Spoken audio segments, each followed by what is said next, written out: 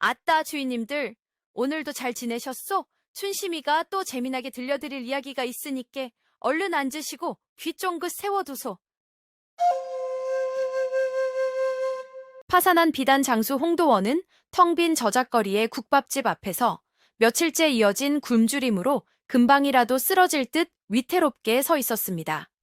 그의 축축하게 젖은 손바닥 안에는 그의 마지막 남은 재산이자 생명줄인 엽전한 잎이 처량하게 놓여 있었습니다.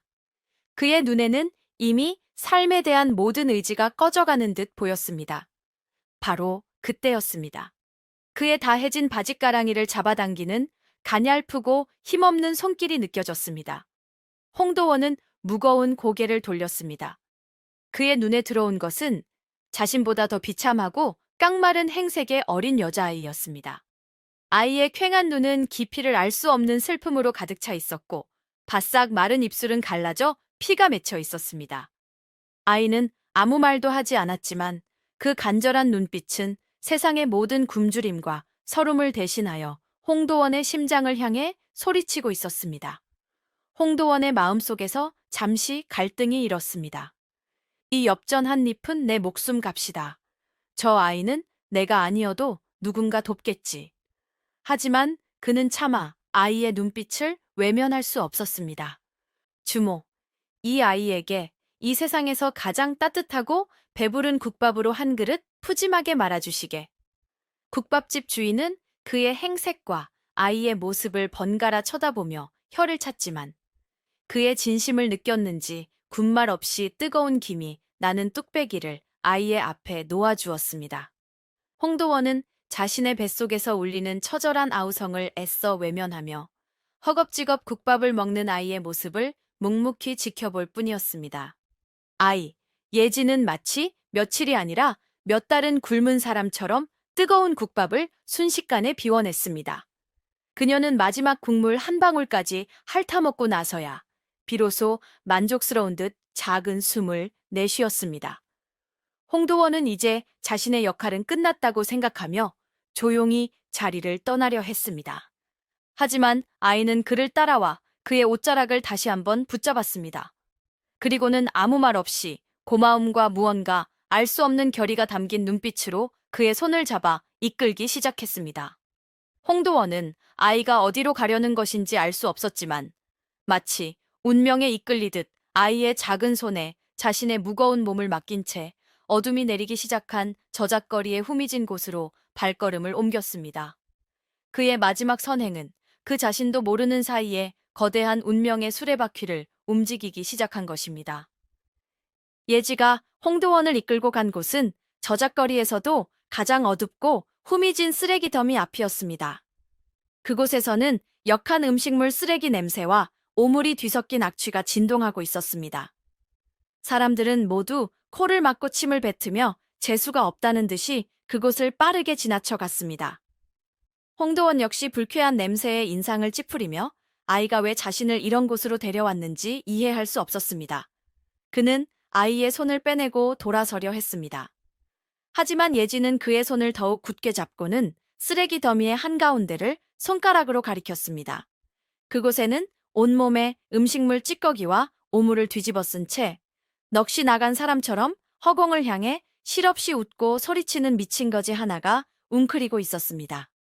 그 거지는 헝클어진 머리카락이 얼굴을 모두 가리고 있어 나이조차 가늠하기 어려웠고 그의 몸에서는 살아있는 사람의 것이라고는 믿기 힘든 악취가 풍겨왔습니다. 그는 주변의 시선은 아랑곳하지 않고 혼자만의 세상에 갇힌 듯 기이한 행동을 반복하고 있었습니다. 때로는 땅바닥에 돌멩이를 주워 하늘에 대고 무언가 소리치기도 했고, 때로는 아무도 없는 허공을 향해 삿대질을 하며 욕설을 퍼붓기도 했습니다.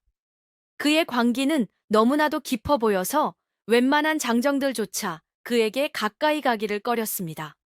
그는 바로 끔찍한 배신을 당하고 모든 기억을 잃어버린 조선 최고의 거상, 강철이었습니다. 하지만 지금 그의 모습에서는 과거의 위엄이라고는 조금도 찾아볼 수 없었습니다. 주변에서 이 기묘한 광경을 지켜보던 몇몇 상인들이 혀를 차며 수군거렸습니다. 어이구, 저 계집애가 굶기를 밥 먹듯 하더니 결국 저 미친놈과 한패가 되려는 모양이구먼. 또 다른 상인은 홍도원을 향해 소리쳤습니다. 여보시오, 양반 양반. 아무리 신세가 처량해도 그렇지. 저런 미친놈 근처에 갔다가는 남은 복마저 달아날 것이오. 어서 그 아이를 데리고 자리를 피하시오. 그들의 말처럼 미친 거지에게 가까이 가는 것은 제정신인 사람이라면 할 짓이 아니었습니다.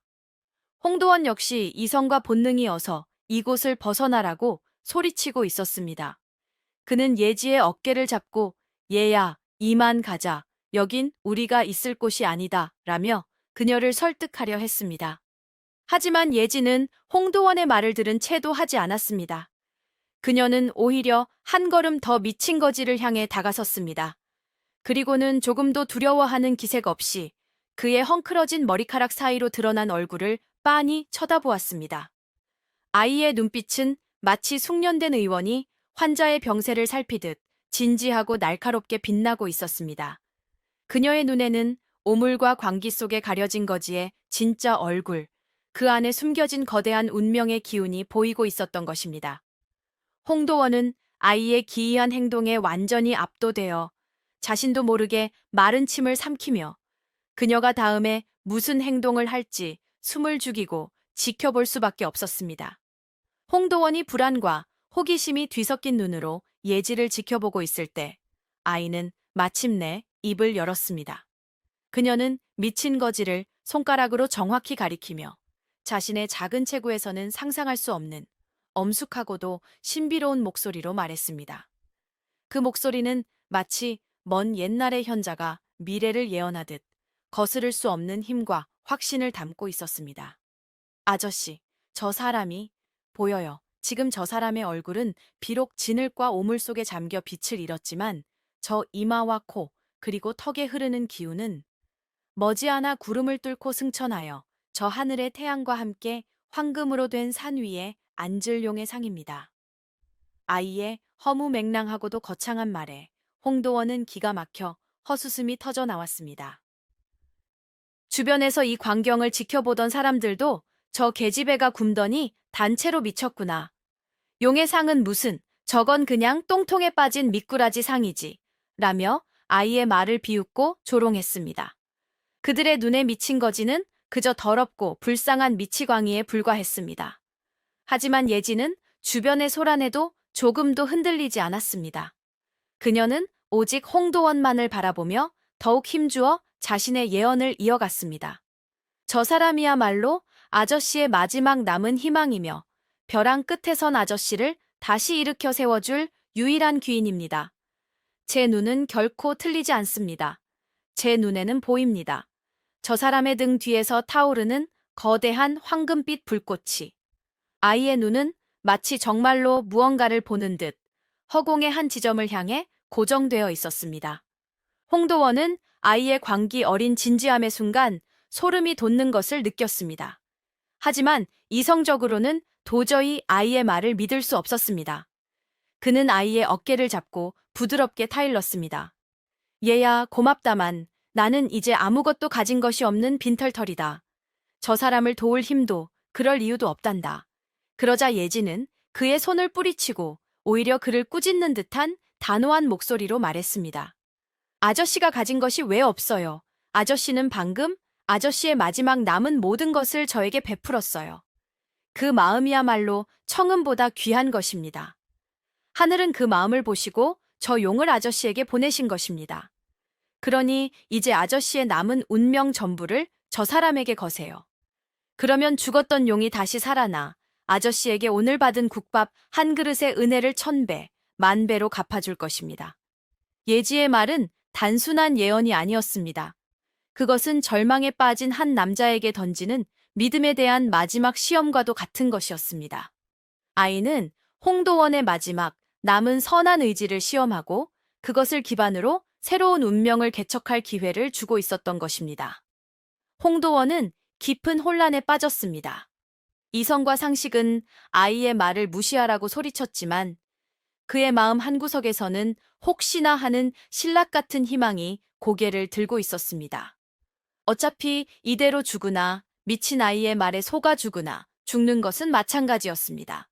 그는 텅 빈 자신의 손과 아이의 흔들림 없는 눈빛, 그리고 쓰레기 더미 속에서 실없이 웃고 있는 미친 거지를 번갈아 쳐다보며 자신의 인생을 건 마지막 도박을 시작할 것인지를 결정해야만 했습니다.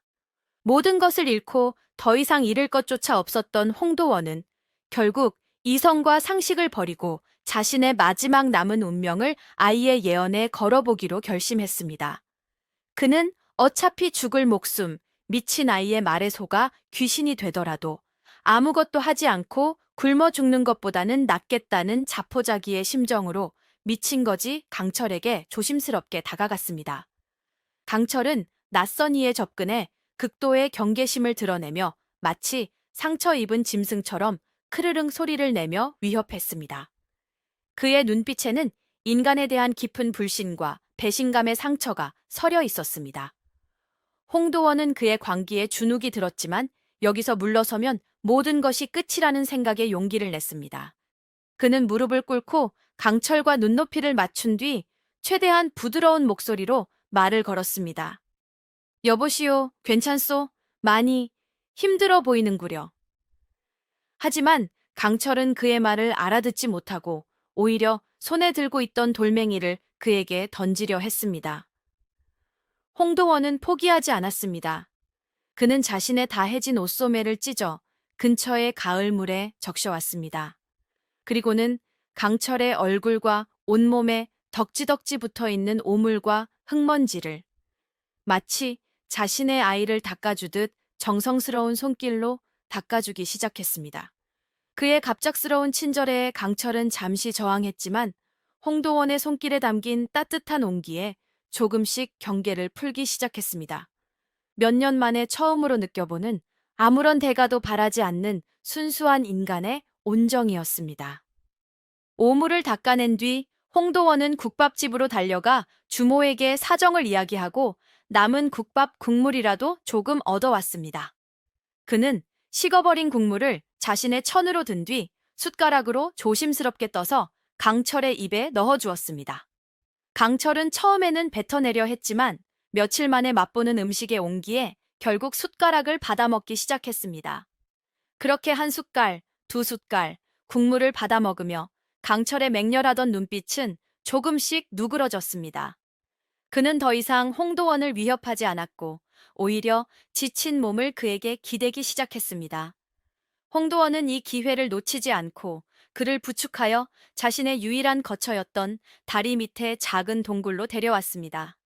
그날 밤 홍도원은 강철과 함께 차가운 동굴 바닥에 누워 추운 밤을 보냈습니다. 그는 자신의 몸을 웅크려 강철에게 조금이라도 더 온기를 나눠주려 애썼습니다. 잠결에 강철은 알 수 없는 잠꼬대를 중얼거렸습니다. 배, 칼, 피, 믿었는데 필두야. 그의 잠꼬대는 고통과 배신감으로 가득 차 있었습니다. 홍도원은 그의 잠꼬대를 들으며 그가 단순한 미친 거지가 아니라 무언가 깊고 끔찍한 사연을 간직한 인물이라는 것을 어렴풋이 짐작할 수 있었습니다. 그는 아이의 예언이 정말로 맞을지도 모른다는 아주 작은 희망의 불씨를 차가운 동굴 속에서 조심스럽게 피워 올리기 시작했습니다. 그의 마지막 도박은 그렇게 아무도 알아주지 않는 어둠 속에서 조용히 시작되고 있었습니다. 강철은 홍도원의 극진한 보살핌 속에서 며칠 만에 눈에 띄게 안정을 찾아갔습니다. 그는 더 이상 사람들을 향해 소리치거나 위협하지 않았고 홍도원이 주는 음식을 얌전히 받아 먹으며 대부분의 시간을 조용히 앉아 보냈습니다. 하지만 그의 기억은 여전히 두꺼운 안개 속에 갇혀 자신의 이름이나 고향, 그리고 과거에 대한 그 어떤 것도 기억해내지 못했습니다. 그는 종종 멍하니 허공을 응시하며 알아들을 수 없는 단어들을 혼잣말로 중얼거리곤 했습니다. 그의 입에서는 북방무역, 인삼길, 송상, 그리고 배신과 같은 상업과 관련된 용어들이 희미하게 흘러나왔습니다. 홍도원은 그 단어들을 하나하나 귀담아 들으며 그의 잃어버린 과거의 조각들을 맞추려 애썼습니다. 강철의 손가락에는 그의 행색과는 전혀 어울리지 않는 투박하고 낡은 쇠반지 하나가 항상 끼워져 있었습니다. 그 반지는 겉보기에는 아무런 가치도 없는 평범한 쇠붙이에 불과했지만 강철은 마치 자신의 목숨이라도 되는 듯 잠을 잘 때조차 그것을 소중하게 매만지며 잠시도 손에서 빼놓으려 하지 않았습니다. 홍도원은 호기심에 그의 반지를 자세히 살펴보았습니다. 반지 안쪽에는 오랜 세월 탓에 거의 마모되어 희미해진 글자와 문양이 새겨져 있었습니다. 자세히 들여다보니 그것은 굳셀 철자와 여러 개의 톱니바퀴가 맞물려 돌아가는 듯한 독특한 문양이었습니다. 홍도원은 그 문양이 필시 어떤 상단의 표식일 것이며 철이라는 글자는 그의 이름과 관련이 있을 것이라 추측했습니다. 어느 날 홍도원은 강철의 기억을 되살리는 데 도움이 될까 싶어 저작거리의 대장간으로 그를 데려갔습니다. 소외와 관련된 장소라면 무언가 반응을 보일지도 모른다고 생각했기 때문입니다. 그의 예상은 적중했습니다. 대장간에 들어서자마자 강철은 쾅, 쾅 하고 쇠를 두드리는 소리와 뜨거운 불꽃의 열기에 극심한 두통을 호소하며 머리를 감싸 쥐었습니다. 그리고는 갑자기 알아들을 수 없는 비명을 지르며 안 돼! 그 쇠는 무르다! 담금질을 3번은 더 해야 해! 저 쇠로는 칼이 아니라 낫밖에 만들지 못한다! 라고 소리쳤습니다. 그의 외침에 대장장이는 어이없다는 듯이 그를 쳐다봤지만 그의 말대로 쇠의 강도를 확인해 보니 정말로 무른 싸구려 쇠였습니다. 강철의 광기 속에 숨겨져 있던 전문가적인 안목에 홍도원은 다시 한번 놀라움을 금치 못했습니다. 그는 강철이 과거에 쇠와 관련된 아주 중요한 일을 했던 인물임을 확신하게 되었습니다. 그는 강철의 손에 끼워진 쇠반지와 그의 이름을 조합하여 혹시 그가 북방에서 가장 큰 세력을 자랑한다는 개성의 철상단과 관련이 있는 인물이 아닐까 하는 추측을 하기 시작했습니다. 하지만 철상단은 워낙 거대하고 비밀스러운 조직이라 홍도원 같은 몰락한 상인이 그 실체에 대해 알아내는 것은 불가능에 가까웠습니다. 그는 그저 강철의 기억이 스스로 돌아오기만을 기다릴 수밖에 없었습니다. 잃어버린 기억의 조각들은 아직 흩어져 있었지만 서서히 하나의 거대한 그림을 향해 모여들기 시작하고 있었습니다. 한편 개성의 웅장한 철상단 본체에서는 새로운 단주가 된 조필두가 밤마다 악몽에 시달리며 불안한 나날을 보내고 있었습니다. 그는 몇 해 전 자신의 주인이자 상단을 함께 일으킨 의형제였던 강철을 배신하고 그의 머리를 쳐서 깊은 바다에 던진 뒤 상단을 통째로 집어삼킨 인물이었습니다. 그는 겉으로는 인자하고 능력 있는 지도자로 행세했지만 그의 내면은 언제나 강철의 망령에 대한 공포와 자신의 죄책감으로 시커멓게 썩어 들어가고 있었습니다.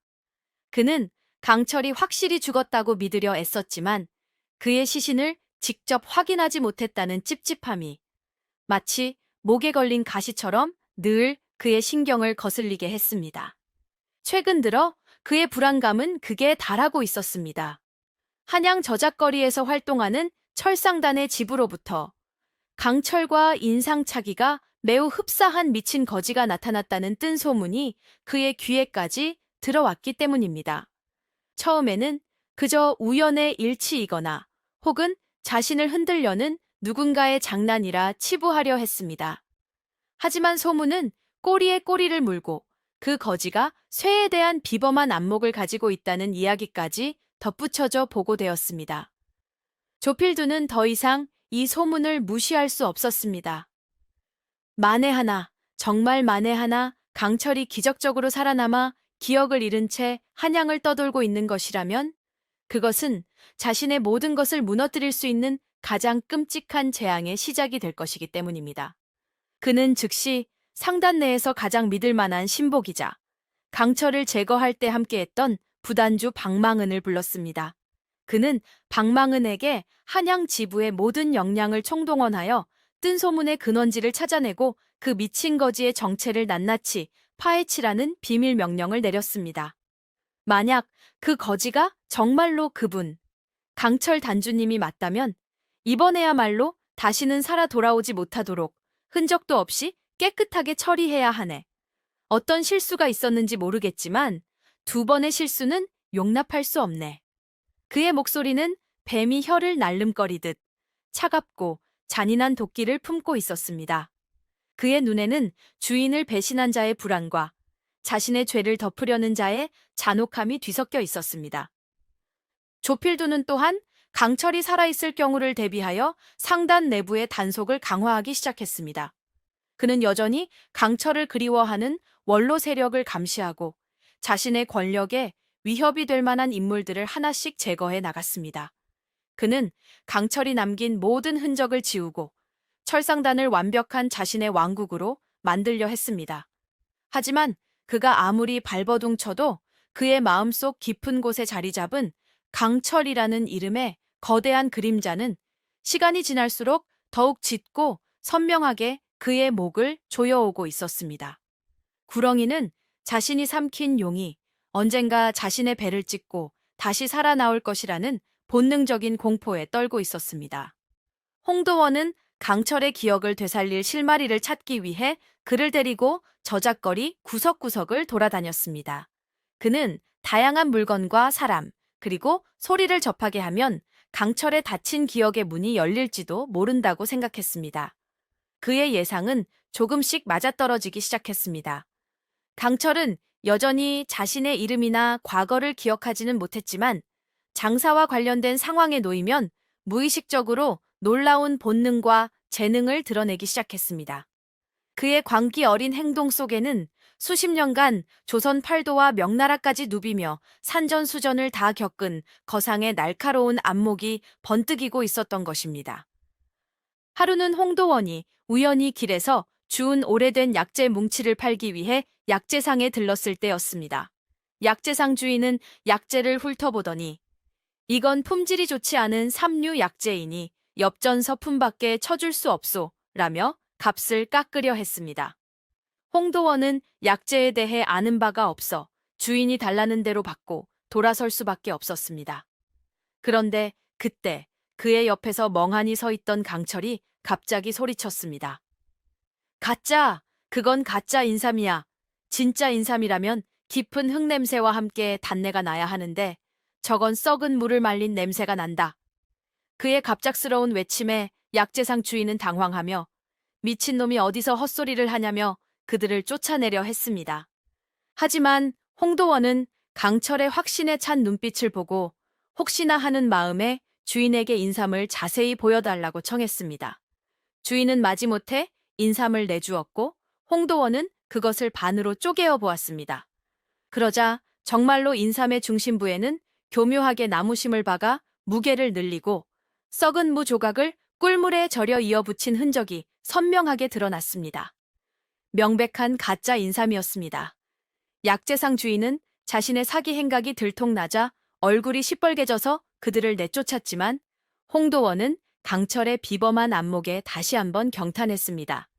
그는 단순히 냄새만으로 숙련된 약재상도 속아 넘어갈 뻔한 위조품을 완벽하게 간파해낸 것입니다.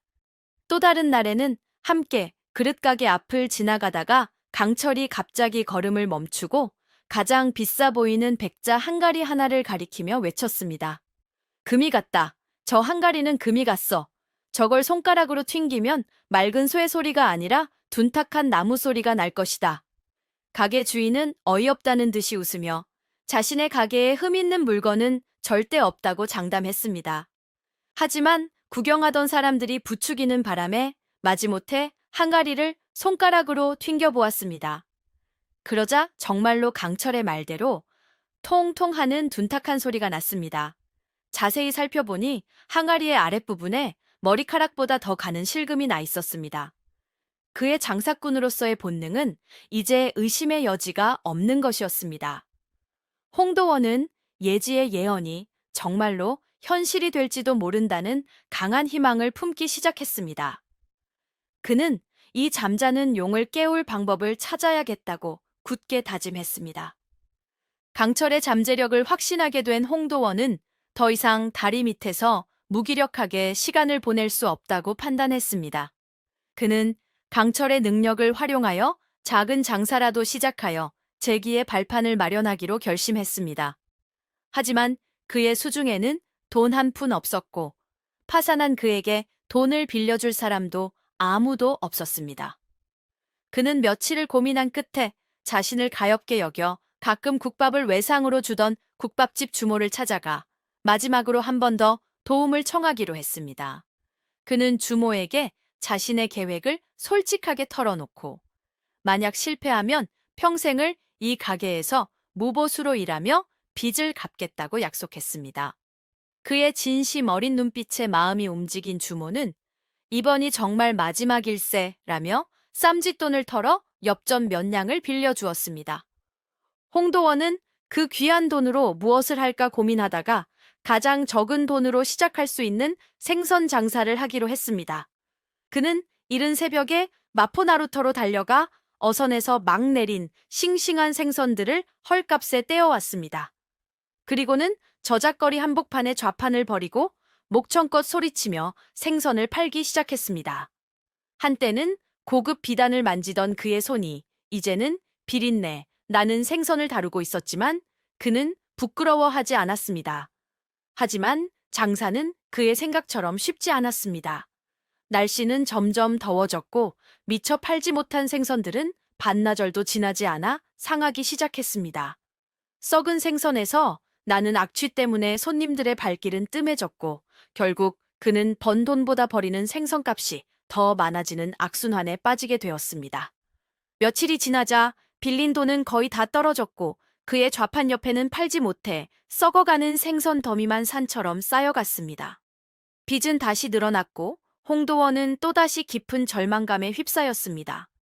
그는 자신의 무능함과 처참한 현실에 눈물을 흘리며 썩은 생선 더미 앞에 만견자실하게 주저앉았습니다. 그때 그의 옆에서 말없이 생선 비린내를 맡고 있던 강철이 마치 아주 오래전의 희미한 기억이라도 떠올린 듯 알아들을 수 없는 혼잣말을 중얼거리기 시작했습니다. 그의 텅 빈 눈동자가 아주 잠시 과거의 어느 한 지점을 향해 초점을 맞추는 듯 했습니다. 소금, 할머니, 갯벌의 짠 냄새, 항아리, 땅속, 기다림, 맛있는 냄새. 그의 말은 앞뒤가 맞지 않는 의미 없는 단어들의 나열처럼 들렸습니다. 주변 사람들은 미친놈이 더위까지 먹었다며 혀를 찼습니다. 하지만 홍도원의 귀에는 그 단어들이 다르게 들렸습니다. 그는 절망 속에서 지푸라기라도 잡는 심정으로 강철이 내뱉는 기억의 파편들을 하나하나 조합하며 그 안에 숨겨진 의미를 필사적으로 해독하려 애썼습니다. 그의 머릿속에서 소금과 항아리 그리고 기다림이라는 단어들이 맴돌기 시작했습니다.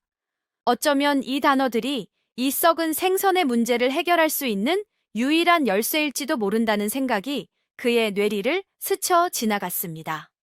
소금, 항아리, 기다림, 그리고 갯벌 흙. 홍도원은 밤새도록 동굴에 앉아 강철이 무의식적으로 내뱉은 4개의 단어를 되뇌며 그 의미를 파고들었습니다. 그는 자신의 모든 장사 경험과 지식을 총동원하여 이 단어들의 조합이 무엇을 의미하는지 필사적으로 추리했습니다.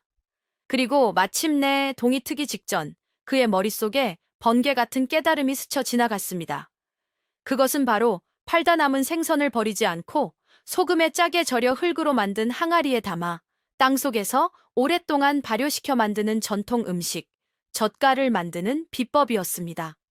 특히 갯벌 흙은 항아리의 뚜껑을 밀봉하여 공기를 완벽하게 차단하고 땅속의 온도를 일정하게 유지하여 젓갈을 상하지 않고 깊은 맛으로 숙성시키는 일부 숙련된 장인들만이 아는 비법 중의 비법이었습니다.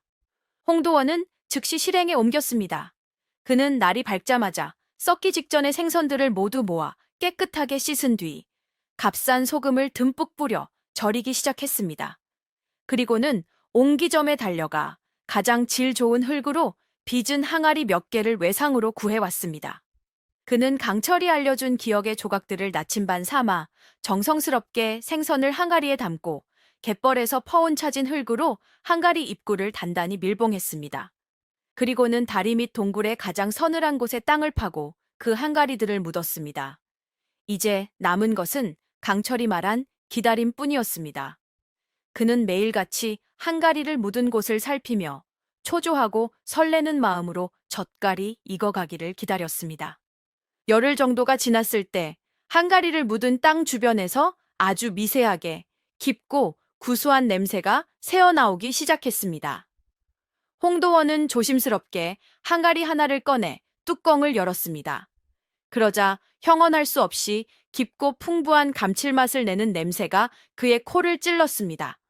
썩어가던 생선은 온데간데 없고 맑은 액체와 함께 먹음직스러운 붉은빛으로 숙성된 최상급의 젓갈이 항아리 안에 가득 담겨 있었습니다. 그는 떨리는 손으로 젓갈을 조금 맛보았습니다. 그 맛은 그가 평생 먹어본 그 어떤 음식보다도 깊고 풍부했습니다. 그는 성공을 확신하고 남은 항아리들을 모두 꺼내 저작거리로 향했습니다. 그는 이 젓갈에 자신에게 지혜를 준 미친 거지를 기리는 의미로 거상 젓갈이라는 이름을 붙였습니다. 처음에는 사람들이 거지들이 만든 음식이라며 외면했지만 한 번 맛을 본 사람들은 그 맛에 반해 너도 나도 젓갈을 사가기 시작했습니다. 짜기만한 다른 젓갈들과는 달리 거상 젓갈은 깊은 감칠맛과 은은한 단맛까지 느껴지는 그야말로 밥도둑이었습니다. 소문은 꼬리에 꼬리를 물고 퍼져나갔고 며칠 만에 그의 젓갈은 없어서 못 팔 정도로 큰 인기를 끌게 되었습니다. 썩은 생선 더미 앞에서 절망하던 그는 이제 한양 최고의 젓갈 장수로 이름을 날리기 시작했습니다. 그의 성공은 미친 거지의 잃어버린 기억 한 조각에서 시작된 기적과도 같은 일이었습니다. 홍도원의 거상 젓갈은 그야말로 대성공을 거두었습니다. 그는 썩어서 버려질 뻔했던 생선들을 이용하여 신선한 생선을 팔 때보다 몇 배, 아니 몇십 배나 많은 이윤을 남겼습니다. 며칠 만에 그는 국밥집 주모에게 빌렸던 돈을 두둑한 이자까지 쳐서 갚을 수 있었고 얼마 지나지 않아 그의 손에는 제법 묵직한 돈 주머니가 들려있게 되었습니다. 이것이 바로 그가 파산한 이후 자신의 지혜와 땀으로 번 눈물겹고도 감격스러운 첫 번째 황금이었습니다. 그는 돈 주머니를 손에 쥐고 한참 동안이나 감격에 겨워 말을 잇지 못했습니다. 그는 이 돈으로 무엇을 할까 잠시 고민했지만 그의 마음속에는 이미 답이 정해져 있었습니다. 그는 돈을 벌자마자 가장 먼저 자신에게 믿음과 희망을 주었던 은인 예지를 찾아 나섰습니다. 그는 며칠을 수소문한 끝에 여전히 저잣거리의 후미진 곳에서 굶주림에 지쳐 쓰러져 있는 예지를 발견했습니다. 그는 아이를 따뜻하게 안아주고 곧장 비단 가게와 옷가게로 데려가 가장 곱고 따뜻한 새 옷을 사입혔습니다. 그리고는 장안에서 가장 이름난 음식점으로 데려가 아이가 먹고 싶어하는 모든 음식을 배불리 사주었습니다. 예지는 여전히 많은 말을 하지 않았지만 그녀의 눈에는 홍도원을 향한 깊은 신뢰와 고마움이 담겨 있었습니다. 홍도원은 예지를 더 이상 길바닥에서 살게 할 수 없다고 생각하고 그녀를 자신의 양딸로 삼아 보살피기로 결심했습니다. 다음으로 그는 강철을 위한 새 보금자리를 마련했습니다. 그는 더 이상 다리 밑에 춥고 더러운 동굴에서 지낼 수 없다고 생각하고 저작거리 근처에 작지만 아늑한 초가집 한 채를 얻었습니다. 그리고는 강철을 목욕탕으로 데려가 몇 년 동안 묵은 오물과 때를 깨끗하게 씻겨주고 그에게도 단정하고 편안한 새 옷을 입혀주었습니다. 깨끗한 옷으로 갈아입고 머리를 빗자 미친 거지의 모습은 온데간데 없고 비록 수척해졌지만 그 안에 숨겨져 있던 당당하고 위엄 있는 거상의 골격이 희미하게 드러나기 시작했습니다. 홍도원은 새로 얻은 집의 가장 큰 방을 강철에게 내어주고 매일 따뜻한 밥과 정성껏 만든 반찬을 차려주며 그의 건강을 보살폈습니다. 홍도원은 자신이 번 돈을 결코 허투루 쓰지 않았습니다. 그는 젓갈 장사로 번 모든 수익을 장부에 꼼꼼히 기록하고 그중 절반을 정확하게 떼어내어 강철의 몫으로 따로 보관해 두었습니다. 그는 강철이 비록 기억을 잃었지만 이 모든 성공은 그의 지혜에서 비롯된 것이므로 그가 당연히 받아야 할 정당한 몫이라고 생각했습니다. 그의 마음속에는 더 이상 과거의 실패를 이끌었던 무리한 탐욕이 아닌 동업자에 대한 굳건한 신의와 은인에 대한 감사함이 깊이 자리 잡고 있었습니다. 그는 젓갈을 만드는 기술뿐만 아니라 돈보다 사람이 더 중요하다는 진정한 상인의 도를 고통 속에서 배워가고 있었던 것입니다. 홍도원의 거상 젓갈이 한양 저작거리의 명물로 떠오르자 그 맛과 이름에 대한 소문은 상인들의 입을 통해 빠르게 퍼져나가기 시작했습니다. 그리고 마침내 한양에 파견되어 있던 조필두의 신복들의 귀에까지 그 소문이 들어가게 되었습니다. 그들은 처음에는 그저 운 좋은 장사꾼의 성공담 정도로 여기며 대수롭지 않게 생각했습니다. 하지만 거상이라는 심상치 않은 이름과 그 장사의 시작에 미친 거지가 있었다는 기이한 이야기에 점차 의심을 품기 시작했습니다. 그들은 뜬 소문의 진위를 확인하기 위해 홍도원이 얻었다는 초가집 주변을 며칠 동안이나 맴돌며 그의 동태를 은밀히 감시했습니다. 어느 맑은 날 오후, 마침내 그들은 결정적인 장면을 목격하게 되었습니다. 홍도원이 한 사내를 부축하여 마당에서 가벼운 산책을 하고 있었는데 그 사내가 바로 자신들이 그토록 찾아 헤매던 옛 주인 강철과 너무나도 흡사했던 것입니다. 비록 얼굴은 수척하고 걸음걸이는 불안정했지만 그 매처럼 날카로운 눈빛과 떡 벌어진 어깨, 그리고 산처럼 당당한 골격은 결코 다른 사람과 착각할 수 없는 강철 특유의 것이었습니다. 신복들은 자신들의 눈을 의심하며 경악을 금치 못했습니다. 깊은 바닷속에 수장되었을 터인 주인이 버젓이 살아 돌아와 한양 한복판을 걷고 있었던 것입니다. 그들은 즉시 이 충격적인 사실을 개성의 조필두에게 보고하기 위해 가장 빠른 파발을 띄웠습니다. 단주님, 찾았습니다. 어쩌면 그분이 살아계신지도 모르겠습니다. 신복이 보낸 서찰을 받아든 조필두는 손에 들고 있던 값비싼 청자 찻잔을 바닥에 떨어뜨릴 정도로 큰 충격을 받았습니다. 그의 얼굴은 순식간에 흙빛으로 변했고 그의 이마에서는 식은땀이 비 오듯 쏟아졌습니다. 그가 그토록 두려워하던 악몽이 마침내 현실이 되어 그의 눈앞에 나타난 것입니다. 그는 애써 침착하려 했지만 온몸이 사시나무 떨듯 떨리는 것을 막을 수 없었습니다. 그는 신복들에게 즉시 추가적인 지시를 내렸습니다. 그자가 정말 강철이 맞는지, 그리고 그의 기억이 온전한지 다시 한번 정확히 확인하라. 그리고 만약 그가 정말로 강철이 맞다면 무슨 수를 써서라도 이번에야말로 다시는 이 세상에 발을 붙이지 못하도록 흔적도 없이 깨끗하게 처리해야 한다. 그날 이후 조필두는 밤마다 강철의 망령이 나타나는 악몽에 시달렸습니다. 그는 자신의 죄가 만천하에 드러나고 자신이 이룬 모든 것을 빼앗길지도 모른다는 극심한 공포에 휩싸였습니다. 그는 자신의 불안감을 감추기 위해 상단 사람들을 더욱 가혹하게 다그치고 사소한 실수에도 불같이 화를 내는 등 이상 행동을 보이기 시작했습니다. 상단 내부에서는 단주의 갑작스러운 변화에 대해 수군거리는 소리가 높아졌습니다. 구렁이는 자신이 삼킨 용이 마침내 깨어나 자신의 배를 찢고 나오려 한다는 본능적인 공포 앞에서 서서히 이성을 잃어가고 있었습니다. 한양의 작은 초가집을 향한 구렁이의 검고 긴 그림자가 드리워지기 시작했습니다. 젓갈 장사로 어느 정도 자금을 마련한 홍도원은 마침내 자신의 본업이었던 비단 장사를 다시 시작하여 화려하게 재기하겠다는 큰 꿈을 꾸기 시작했습니다. 그는 과거의 실패를 교훈 삼아 이번에는 무리한 욕심을 부리지 않고 차근차근 신용을 쌓아 올릴 계획이었습니다. 하지만 그의 앞길은 시작부터 거대한 장벽에 가로막히고 말았습니다.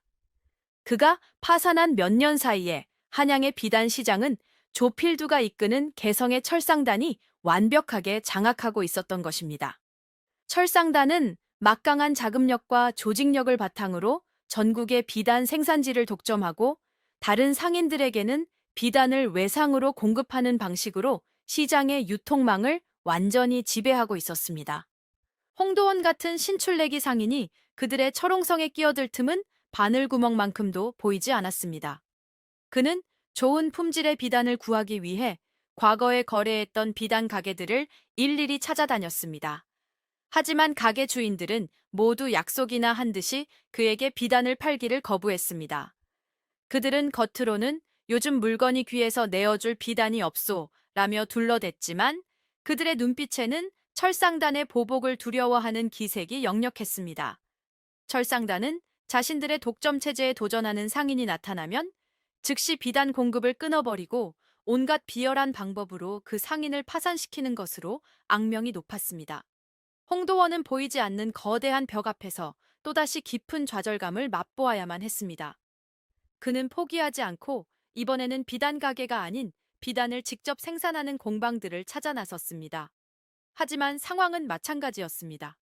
대부분의 공방들은 이미 철상단과 독점 계약을 맺고 있었고, 계약을 맺지 않은 작은 공방들은 철상단의 압력 때문에 홍도원에게 비단을 팔 엄두를 내지 못했습니다.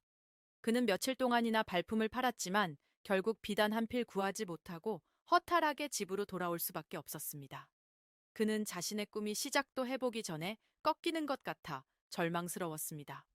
그는 강철에게 자신의 답답한 심정을 토로했습니다.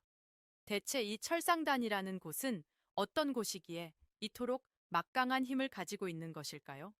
그들은 마치 거대한 거미줄처럼 이 나라의 모든 비단기를 꽁꽁 묶어놓은 듯합니다. 그의 말을 듣고 있던 강철은 철상단이라는 단어에 희미하게 반응을 보였습니다. 그의 눈빛이 잠시 흔들리는가 싶더니 이내 알아들을 수 없는 분노 섞인 잠꼬대를 중얼거리기 시작했습니다. 네, 피와 땀, 배신자. 홍도원은 그의 반응을 보고 철상단이 그의 잃어버린 과거와 깊은 관련이 있음을 다시 한번 확신했습니다. 그는 이제 단순히 비단 장사를 제기하는 것을 넘어 철상단의 비밀을 파헤치고 강철의 과거를 되찾아 주어야 한다는 새로운 목표를 갖게 되었습니다. 보이지 않는 거대한 적, 철상단과의 피할 수 없는 전쟁이 그렇게 막을 올리고 있었습니다. 홍도원이 거대한 철상단의 벽 앞에서 좌절하고 있을 때 그의 곁을 지키던 예지가 조용히 다가와 그의 옷자락을 잡아당겼습니다. 그리고는 맑은 눈으로 그를 올려다보며 마치 모든 것을 알고 있다는 듯이 말했습니다. 아저씨, 만들어진 비단을 사려고 하지 말고 비단을 만드는 가장 첫 번째 실을 만드는 사람을 직접 찾아가세요. 길은 저기 북쪽에 있어요. 가장 춥고 가난한 마을에 가장 따뜻한 마음을 가진 할아버지가 아저씨를 기다리고 있을 거예요. 아이의 말은 언제나처럼 선문답 같았지만 홍도원은 이제 그녀의 비범한 통찰력을 의심하지 않았습니다. 그는 예지의 조언을 따라 마지막 희망을 걸고 강철과 함께 북쪽의 이름 없는 산골 마을로 향했습니다. 며칠을 걸어 도착한 곳은 지도에도 나오지 않는 깊은 산골의 작은 누에 마을이었습니다. 마을은 온통 뽕나무 밭이었지만 어찌 된 일인지 사람들의 얼굴에는 깊은 시름이 가득했습니다. 수소문 끝에 그들은 마을에서 평생을 누에치기와 비단실 뽑는 일에 바쳐온 백발이 성성한 한 잠업 장인을 만나게 되었습니다. 장인은 한때 왕실에도 비단을 납품할 만큼 뛰어난 기술을 가졌었지만 최근 철상단이 값싼 중국산 비단을 대량으로 들여오면서 판로가 막혀 지금은 빚더미에 앉아 겨우 연명하고 있었습니다. 장인은 찾아온 홍도원에게 자신의 신세를 한탄하며 눈물과 함께 넋두리를 늘어놓았습니다. 내가 평생을 바쳐 지켜온 이 기술도 이제 끝인가 보. 만약 우리 집안 대대로 비밀리에 전해져 내려오는 황금 누에만 있었더라면 철상단의 비단 따위는 감히 명함도 내밀지 못했을 터인데 장인은 아쉬운 듯 창고 구석에 먼지를 뒤집어 쓴 채 놓여있는 거친 명주실 타라에 하나를 가리켰습니다. 그것은 황금 누에가 아닌 일반 누에고치에서 뽑아낸 색이 곱지 않고 질이 거칠어 상품 가치가 없는 실이었습니다. 그런데 그때 장인의 작업실을 구경하던 강철이 그 거친 명주실 타래를 무심코 손으로 만져보더니 갑자기 그 자리에 얼어붙고 말았습니다. 그의 손끝에서 느껴지는 실의 감촉이 그의 뇌리에 잠들어 있던 아주 오래된 기억의 한 조각을 건드린 것입니다. 강철은 홀린 듯이 실타래를 두 손으로 감싸 쥐고 코에 가까이 가져가 그 냄새를 깊이 들이마셨습니다. 그리고는 갑자기 눈을 번쩍 뜨며 마치 다른 사람이라도 된 듯이 확신에 찬 목소리로 외쳤습니다. 뽕나무! 이건 뽕나무 잎이 냄새가 아니야. 참나무! 이 누에들은 분명 참나무 잎을 먹고 자랐다. 그리고 이 냄새는 약초 냄새다. 감초와 당귀, 그리고 지황! 그의 갑작스러운 외침에 홍도원과 늙은 장인은 경악을 금치 못했습니다. 장인은 자신의 귀를 의심하며 되물었습니다. 아니, 자네가 그것을 어찌 아는가? 우리 집안의 누에에게 대대로 참나무 잎을 먹여 키운다는 것은 나 말고는 아무도 모르는 비밀인데, 강철의 기억 속에서 거대한 비밀의 문이 마침내 열리기 시작하는 순간이었습니다. 강철의 외침은 닫혀있던 그의 기억의 댐을 무너뜨리는 강력한 충격파가 되었습니다. 그의 머릿속에 잊고 있었던 과거의 기억들이 마치 홍수처럼 밀려 들어오기 시작했습니다. 그는 자신이 바로 조선 팔도와 명나라를 호령하던 개성 철상단의 단주 강철이라는 사실과 철상단이 조선 최고의 비단을 만들 수 있었던 가장 핵심적인 비밀 기술의 모든 것을 기억해냈습니다. 그 비밀은 바로 일반 뽕나무 잎이 아닌 참나무 잎을 여러 가지 귀한 약재와 함께 섞어 특별한 방식으로 발효시킨 뒤 그것을 누에에게 먹여 세상에서 가장 질기고 강하며 은은한 황금빛 윤기가 흐르는 황금 명주실을 뽑아내는 것이었습니다. 이 비법이야말로 철상단을 조선 제1의 상단으로 만든 1등 공신이었습니다. 하지만 이 극비 기술은 오직 단주인 자신과 그가 친형제처럼 믿고 의지했던 부단주 조필두 단 두 사람만이 알고 있는 것이었습니다. 강철은 기억을 되찾으면서 조필두의 추악한 배신 역시 떠올렸습니다. 몇 해 전 명나라와의 중요한 무역을 마치고 돌아오던 배 위에서 조필두는 술에 약을 타 자신을 잠들게 한 뒤 자신의 머리를 둔기로 내리치고 바다에 던져버렸던 것입니다. 그는 강철이 가지고 있던 단주의 신표인 쇠반지와 황금 누에의 비법이 담긴 비서를 훔쳐 강철이 풍랑을 만나 실종되었다고 거짓으로 꾸민 뒤 자신이 상단의 새로운 주인이 되었던 것입니다. 강철은 자신이 가장 믿었던 사람에게 처참하게 배신당하고 모든 것을 빼앗겼다는 사실에 피를 토하는 듯한 분노와 슬픔을 느꼈습니다. 강철은 자신이 기억을 잃고 미친 거지로 살아가는 동안 조필두가 자신이 남긴 비법을 독점하여 시장을 장악하고 부귀영화를 누리고 있었다는 사실을 깨달았습니다. 그의 눈에는 더 이상 광기가 아닌 차갑고 이성적인 분노와 복수심이 불타오르기 시작했습니다. 그는 자신을 구해준 홍도원과 모든 것을 꿰뚫어 본 예지를 바라보며 자신의 모든 것을 되찾고 저 배신자를 심판하리라 굳게 다짐했습니다. 그의 눈빛과 자세에서는 더 이상 미친 거지의 흔적을 찾아볼 수 없었습니다. 그곳에는 수많은 위기를 헤쳐온 노련한 거상의 위엄과 모든 것을 잃었다가 다시 일어서려는 불굴의 의지가 서려 있었습니다. 홍도원과 늙은 잠업장인은 한순간에 다른 사람으로 변한 강철의 모습을 보고 경외감에 휩싸였습니다. 늙은 장인은 강철이 철상단의 진짜 주인이었다는 사실을 깨닫고 그의 앞에 엎드려 큰 절을 올렸습니다. 강철은 그를 일으켜 세우고 자신의 복수를 돕는다면 그의 가문을 다시 일으켜주고 철상단의 비단 생산을 모두 맡기겠다고 약속했습니다. 그는 먼저 조필두가 모르는 자신만이 알고 있는 황금 누의 비법의 마지막 단계를 장인에게 알려주었습니다. 그것은 바로 누의 고치에서 실을 뽑을 때 옷가루를 미세하게 섞어 실의 광택과 강도를 극대화하는 것이었습니다. 이제 그들은 조필두의 비단을 뛰어넘는 세상에서 가장 완벽한 진짜 황금 비단을 만들 수 있는 준비를 마쳤습니다. 복수의 서막이 올랐습니다. 강철이 살아있을 뿐만 아니라 점차 기억을 되찾고 있다는 충격적인 보고를 받은 조필두는 더 이상 한양의 신복들에게만 이를 맡겨둘 수 없다고 판단했습니다. 그는 자신의 가장 큰 비밀이자 약점인 강철을 이번에야말로 자신의 손으로 직접 처리하여 후환을 없애기로 결심했습니다. 그는 상단의 가장 뛰어난 호위무사 수십 명을 이끌고 마치 중요한 국빈이라도 방문하는 것처럼 위세를 부리며 한양으로 행차했습니다. 그리고는 곧장 홍도원이 운영하는 작은 젓갈 가게로 향했습니다.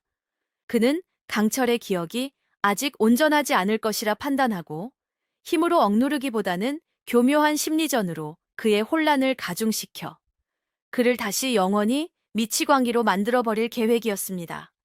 조필두는 홍도원의 가게에 들어서자마자 마치 10년 만에 만난 오랜 친구라도 되는 듯 과장된 몸짓으로 강철에게 다가가 그의 어깨를 와락 껴안았습니다.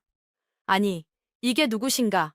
내 하늘 같은 의형제이자 철상단의 위대한 단주이셨던 강철 형님이 아니신가?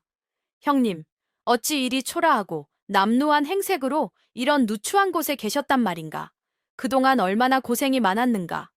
이 아우가 미쳐 형님을 알아보지 못했으니 죽을 죄를 지었네. 그는 눈물까지 글썽이며 강철의 손을 잡고 그의 안위를 걱정하는 척 연기했습니다.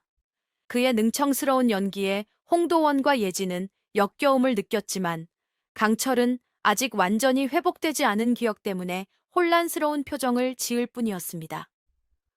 조필두는 강철의 반응을 보고 자신의 계략이 먹혀들고 있다고 생각하며 더욱 교묘하게 그를 압박하기 시작했습니다. 그는 강철의 어깨를 친근하게 두드리며 주변 사람들이 모두 들으라는 듯이 큰 소리로 말했습니다. 형님, 이제 헛된 꿈에서 깨어나시게.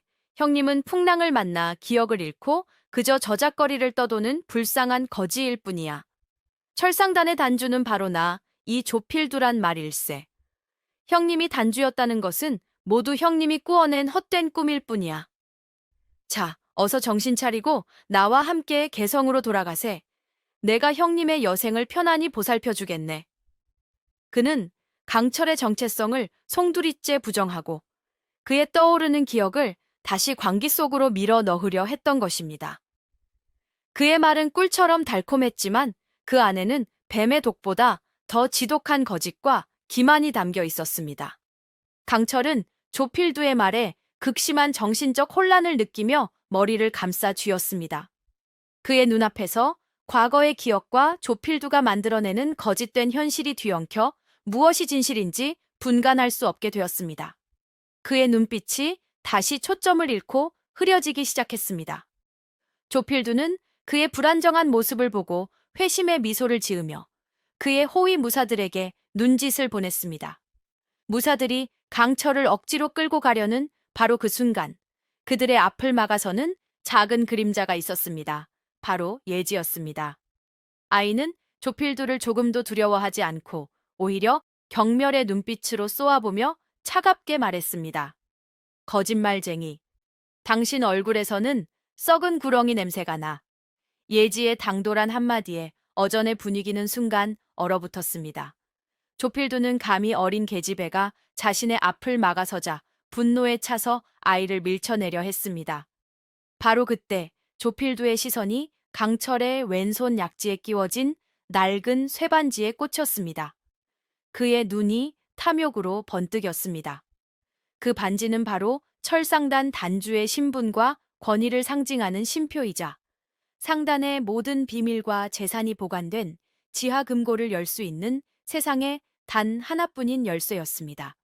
조필두는 그동안 강철이 죽은 줄로만 알고 반지를 찾기 위해 온갖 노력을 기울였지만 허사였는데 바로 그 전설의 반지가 자신의 눈앞에 있었던 것입니다.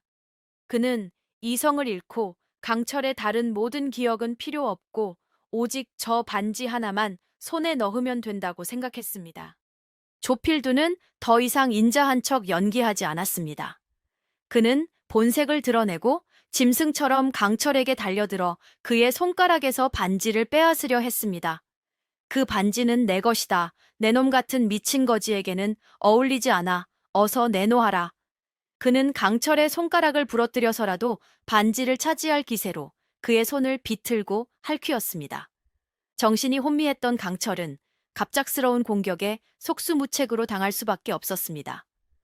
홍도원이 그를 도우려 했지만 조필두의 호위 무사들에게 가로막혀 접근조차 할 수 없었습니다. 조필두의 탐욕스러운 손이 마침내 반지를 거의 빼내려는 찰나 그의 날카로운 손톱이 반지 안쪽에 새겨진 철자와 상단의 문양을 깊게 긁었습니다. 그 차갑고 날카로운 쇠의 감촉은 강철의 뇌리에 남아있던 마지막 기억의 봉인을 풀어버리는 결정적인 반가쇠가 되었습니다. 그의 머릿속에 조필두가 자신을 배신하던 그날 밤의 모든 기억이 마치 어제 일처럼 생생하게 되살아났습니다. 배 위에서 자신에게 약을 탄 술을 권하던 조필두의 위선적인 미소, 자신의 머리를 둔기로 내리치던 그의 잔인한 얼굴, 그리고 차가운 바다로 던져지며 마지막으로 보았던 자신의 반지를 빼내려던 그의 탐욕스러운 손까지, 모든 기억의 파편들이 하나로 합쳐지며 거대한 분노와 배신감의 불길이 그의 온몸을 휘감았습니다. 그의 텅 비어 있던 눈동자에 마침내 잠들어 있던 용의 영혼이 깨어나기 시작했습니다. 강철의 몸에서 터져 나온 것은 더 이상 미친 거지의 공허한 신음이 아니었습니다. 그것은 깊은 상처를 입은 맹수의 처절한 포효였습니다. 그는 자신을 짓누르던 조필두를 어린아이처럼 가볍게 밀쳐내고 자리에서 벌떡 일어났습니다. 그의 자세는 흐트러짐이 없었고 그의 눈빛은 맑고 형형하게 빛나고 있었습니다. 그는 자신의 손에 끼워진 쇠반지를 천천히 매만지며 나지막이 읊조렸습니다. 이 반지는 아버님께서 내게 물려주신 철상단의 혼이다. 그리고 너는 그 혼을 더럽힌 배신자다. 그의 목소리는 차갑고 낮았지만 그 안에는 수만 명의 상인들을 호령하던 거상의 절대적인 위엄과 배신자를 향한 서슬 퍼런 분노가 담겨 있었습니다. 완전히 기억을 되찾고 자신의 정체성을 회복한 강철의 모습은 이전과는 완전히 다른 사람이었습니다. 그의 구부정했던 허리는 꼿꼿이 펴졌고 그의 어깨는 산처럼 넓고 당당했습니다. 그의 눈빛에서는 더 이상 광기나 혼란을 찾아볼 수 없었으며 오직 모든 것을 꿰뚫어 보는 듯한 냉철한 이성과 상대를 압도하는 강력한 기백만이 서려 있었습니다. 그는 자신을 경계하며 둘러싸고 있는 조필두의 호위 무사들을 차가운 눈으로 훑어보았습니다. 무사들은 자신들도 모르게 그의 압도적인 기세에 눌려 한 걸음 뒤로 물러섰습니다. 그들은 지금 자신들의 눈앞에 서 있는 사람이 자신들이 알던 미친 거지가 아니라 과거에 자신들이 목숨을 바쳐 섬겼던 전설적인 단주, 강철임을 본능적으로 깨달았던 것입니다. 조필두는 강철의 갑작스러운 변화에 당황하여 잠시 말을 잇지 못했습니다. 그는 애써 태연한 척하며 무사들을 향해 소리쳤습니다. 네, 이놈들, 뭘 하고 있느냐? 저 미친놈이 발작을 일으키는구나. 당장 저놈을 때려 눕히지 못할까? 하지만 그의 목소리는 불안감으로 심하게 떨리고 있었습니다. 그의 명령에도 호위 무사들은 누구 하나 선뜻 앞으로 나서지 못했습니다.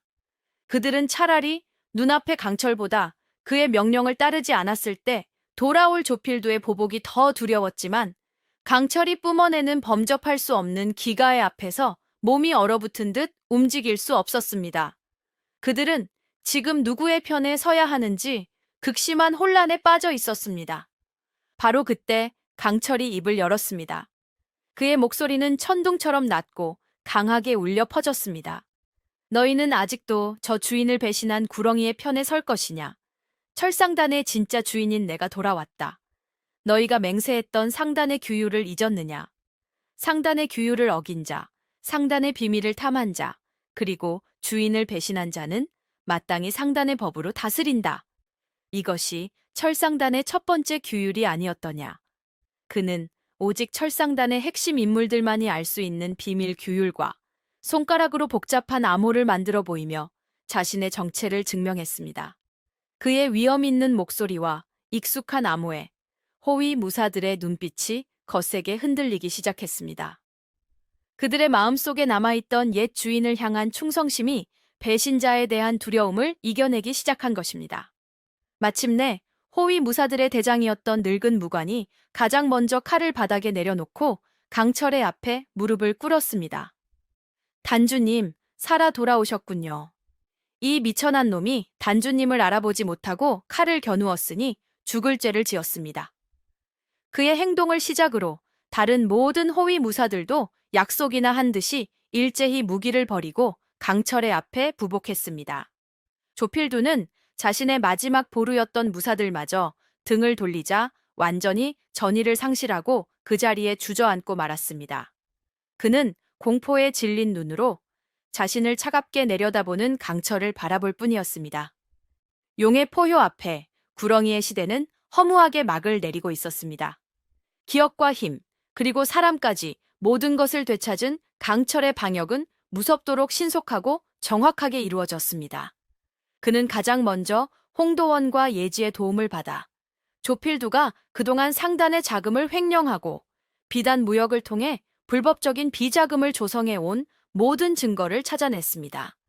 조필두는 자신의 죄를 숨기기 위해 모든 장부를 이중으로 작성했지만 그의 수법을 손바닥 보듯 훤히 꿰고 있던 강철의 눈을 속일 수는 없었습니다.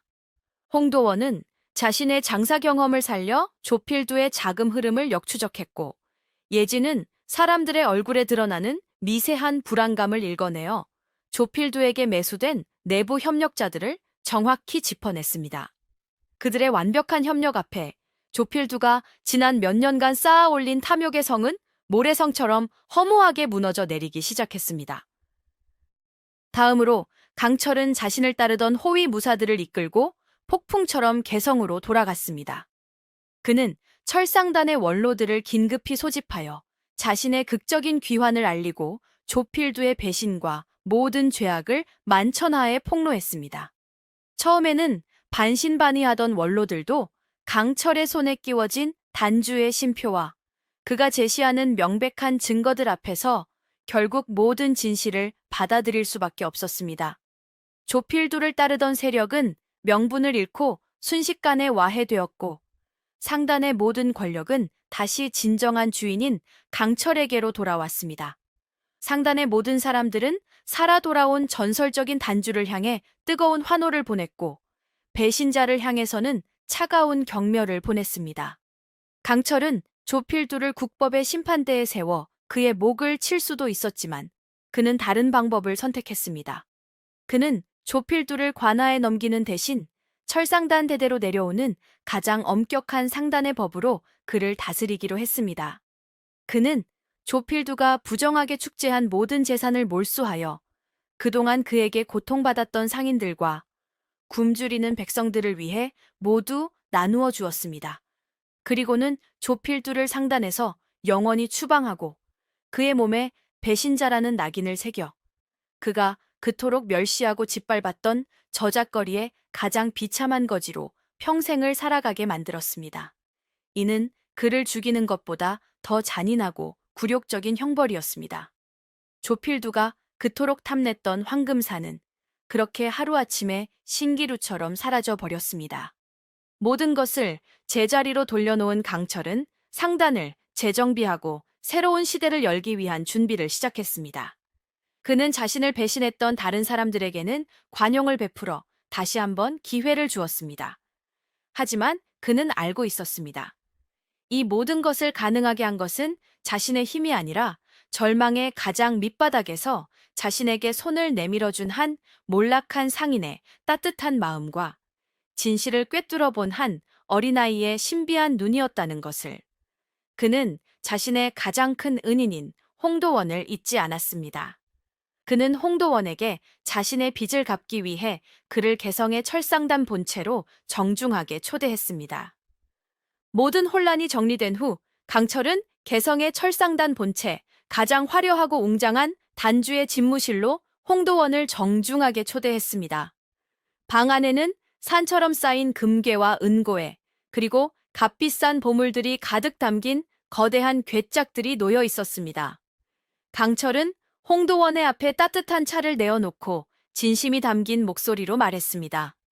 홍도원 동지, 그대는 내가 인생의 가장 밑바닥에 떨어져 인간 이하의 삶을 살고 있을 때 그대의 마지막 남은 전부였던 엽전 한 잎으로 나의 굶주린 배를 채워주었소. 그대의 그 온정한 푼이 죽어가던 나를 다시 살렸고 내가 이 모든 것을 되찾을 수 있는 용기를 주었소. 나는 이제 그대에게 이 황금산으로 그 빚을 갚으려 하오. 이 모든 것을 가지고 조선 8대서 가장 큰 부자로 평생을 호의호식하며 살아가시오. 홍도원은 자신의 눈앞에 펼쳐진 엄청난 부 앞에서 잠시 현기증을 느꼈습니다. 저 금고에 몇 개만 있어도 그는 과거의 실패를 모두 만회하고 남들이 부러워하는 호화로운 삶을 살 수 있을 것이었습니다. 하지만 그의 마음은 조금도 흔들리지 않았습니다. 그는 지난 몇 달간 강철과 함께하며 돈보다 더 소중한 가치들이 세상에 존재한다는 것을 배웠기 때문입니다. 그는 조용히 고개를 저으며 강철의 제안을 정중히 거절했습니다. 그의 눈빛은 맑고 단호했습니다. 그는 강철의 눈을 똑바로 쳐다보며 자신의 진심을 이야기하기 시작했습니다. 그의 목소리에는 이제 파산한 상인의 패배감이 아닌 자신의 길을 찾은 자의 당당함이 깃들어 있었습니다. 단주님, 저에게 이리 큰 재물을 내리시니 몸둘 바를 모르겠습니다. 하지만 저는 감히 이것을 받을 수 없습니다. 제가 처음 단주님을 도왔던 것은 어떤 대가를 바라고 한 일이 아니었습니다. 그저 굶주린 사람을 외면할 수 없었던 저의 작은 마음이었을 뿐입니다. 제가 진정으로 원했던 것은 돈이 아니었습니다. 저는 단주님과 함께 젓갈을 담그고 비단기를 개척하며 사람의 마음을 얻는 장사, 신의를 지키는 장사의 길이 무엇인지를 배웠습니다. 저에게는 돈 버는 기술이 아닌 사람을 버는 그 귀한 가르침이야말로 청음, 만금을 주고도 바꿀 수 없는 가장 큰 재산입니다. 그는 잠시 말을 멈추고 더욱 진지한 목소리로 말을 이었습니다. 그러니 부디 저를 돈으로 사려 하지 마시고 저를 단주님의 곁에서 함께 배우고 성장할 수 있는 동업자이자 평생을 함께할 수 있는 버스로 받아주십시오. 그것이야말로 단주님께서 저에게 주실 수 있는 가장 큰 상입니다. 그의 진심 어린 말에 평생을 냉철한 상인으로 살아왔던 강철의 눈에 뜨거운 눈물이 고였습니다. 그는 자리에서 일어나 홍도원의 손을 굳게 잡았습니다. 그는 깨달았습니다. 자신이 진정으로 얻은 것은 잃어버렸던 상단이 아니라 바로 자신의 눈앞에 있는 이 진실한 사람의 마음이라는 것을. 그날 이후 홍도원은 강철의 가장 든든하고 믿음직한 동업자이자 오른팔이 되었습니다.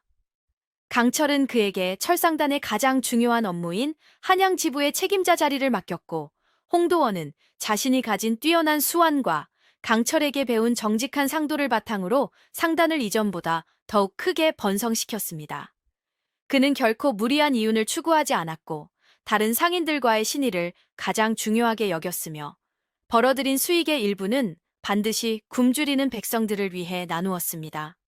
그의 이름은 곧 조선 8대서 가장 신망받는 의로운 상인의 대명사가 되었고 많은 사람들이 그의 인품을 배우기 위해 그의 주변으로 모여들었습니다. 그는 비록 과거의 탐욕 때문에 모든 것을 잃었었지만 그 실패를 통해 오히려 더 크고 위대한 상인으로 다시 태어난 것입니다. 예지는 강철과 홍도원의 따뜻한 보살핌 속에서 총명하고 아름다운 아가씨로 성장했습니다. 강철은 그녀를 자신의 친딸처럼 아끼고 그녀에게 글과 학문을 가르쳐 주었습니다. 그녀는 더 이상 저작거리를 떠돌며 굶주리지 않았지만 여전히 사람의 겉모습 너머 그의 내면에 숨겨진 진정한 가치와 본성을 꿰뚫어 보는 맑고 깊은 눈을 잃지 않았습니다.